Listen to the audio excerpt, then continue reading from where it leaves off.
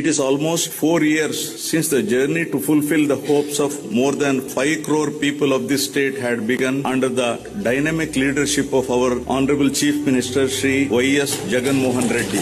Relentless efforts have been made during all these years in ensuring that governance is more inclusive and transparent. Ever since my government was formed in 2019, we have embarked under the broad welfare umbrella of Navaratnalu, moving in sync with the global development agenda of sustainable development goals. All the three sectors of the economy, namely agriculture and allied industries and services, are projected to show significant growth performance. The per capita income of Andhra Pradesh with an impressive growth of 14.02%. The effective policy formation and implementation by my government has ensured a year-on-year GSDP growth rate at 11.43% in 2021, which is the highest amongst all the states. The overwhelming and historic majority bestowed upon this government is not only a resounding testament to people's will,